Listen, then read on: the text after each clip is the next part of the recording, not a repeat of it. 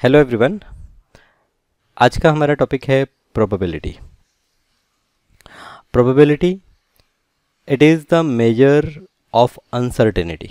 ठीक है, तो जैसे हमने काफ़ी टाइम वर्ड यूज़ किया है ना, most likely, almost certain, no chance at all, तो ये सब में हम देखते हैं कि there is some kind of uncertainty.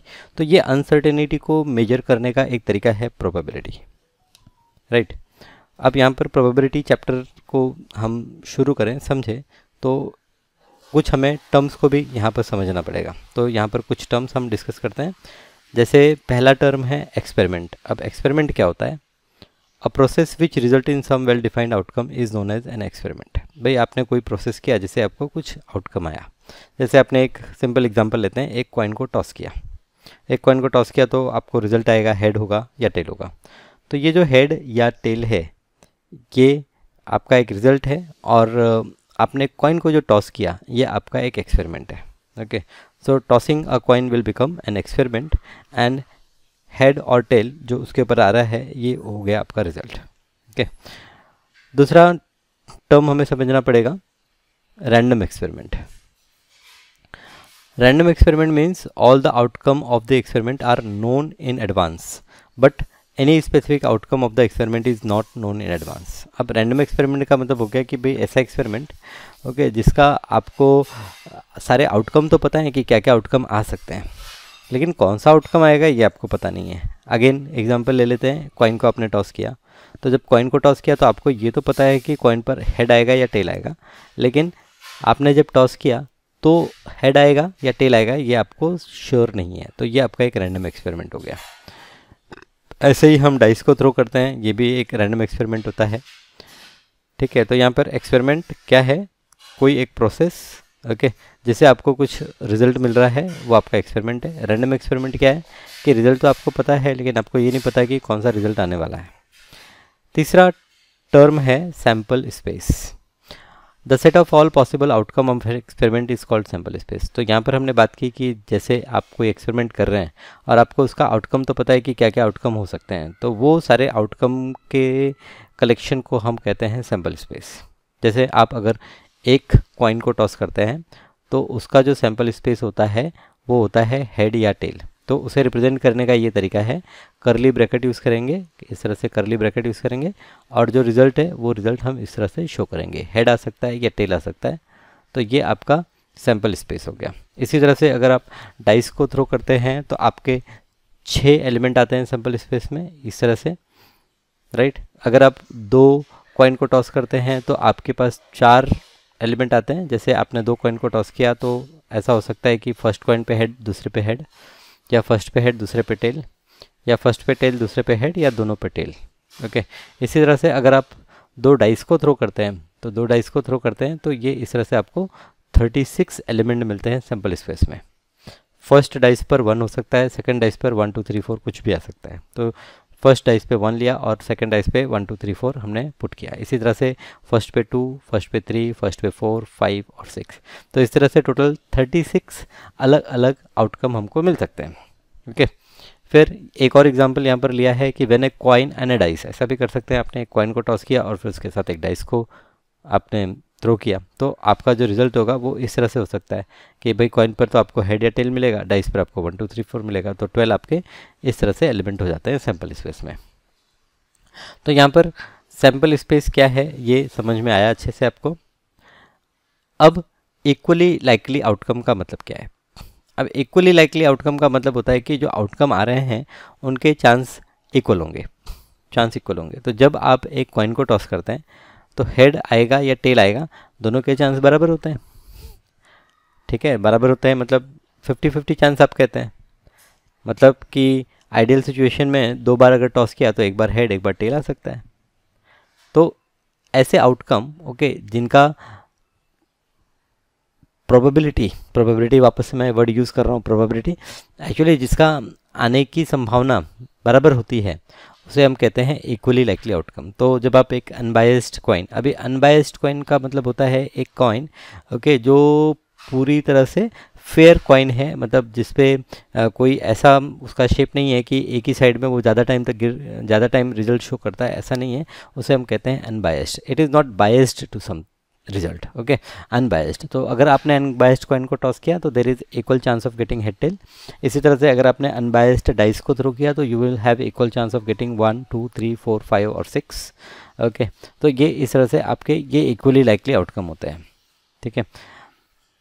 तो इक्वली लाइकली आउटकम होते हैं, इसका मतलब उनका जो पॉसिबिलिटी होता है आने का वो सबका बराबर बराबर होता है।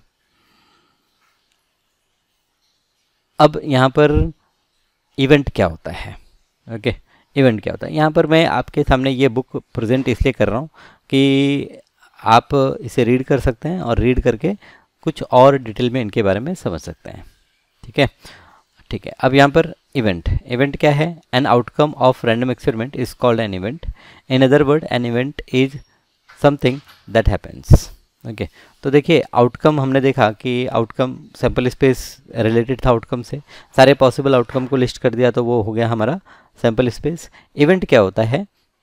कोई particular outcome, okay, an outcome of the random experiment is called event, okay. तो आपने कॉइन को टॉस कर दिया और हेड आ गया तो ये एक इवेंट हो गया। आपने डाइस को थ्रो किया, 1 आ गया, ये एक इवेंट हो गया। आपने 2 कॉइन को टॉस किया, एक पे हेड एक पे टेल आ गया, ये एक इवेंट हो गया। तो इवेंट क्या होता है? Event it is outcome of the random experiment, ठीक है। Outcome of the random experiment is called an event. अब यहाँ पर हमने ये कुछ 5 डिफरेंट चीज़ों को समझा। हमने समझा कि यहाँ पर इवेंट क्या है, हमने समझा कि यहाँ पर इक्वली लाइकली आउटकम का मतलब क्या है, हमने समझा कि सैम्पल स्पेस क्या होता है, रैंडम एक्सपेरिमेंट क्या होता है, ठीक है।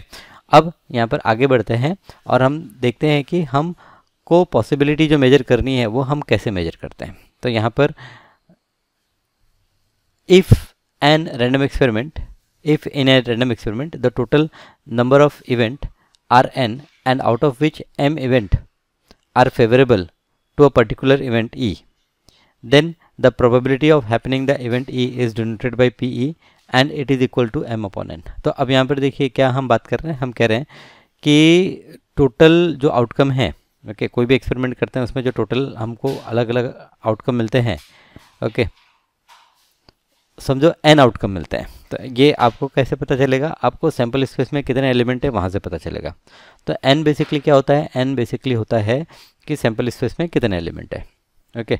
और मान लेते हैं कि हमने एक इवेंट डिफाइन किया और उस इवेंट में हमको m एलिमेंट मिलते हैं।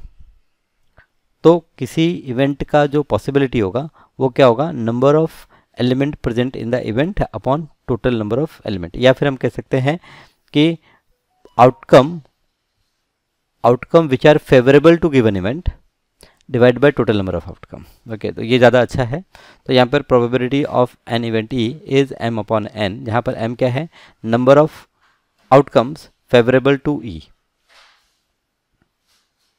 Okay. Number of event favourable to ई नहीं, यहाँ पर नंबर ऑफ इवेंट बोलने से अच्छा क्या बोलेंगे हम? Number of outcomes favourable to E, because ये ई हमने इवेंट डिफाइन किया, divide by total number of possible outcome, okay.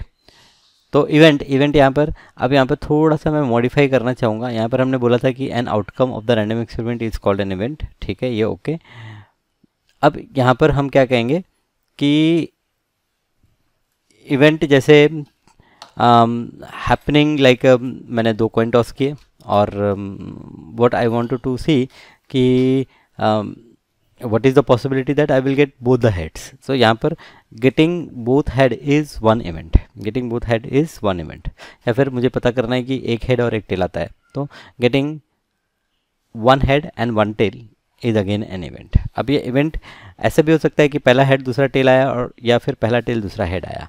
तो ये जो इवेंट है getting one head one tail, ये इवेंट पे हमें 2 आउटकम मिलते हैं, ओके। तो हम कह सकते हैं कि इवेंट, यहाँ पर हम कह सकते हैं ये इवेंट को हम डिफाइन कर सकते हैं कि ये इवेंट में कितने एलिमेंट है।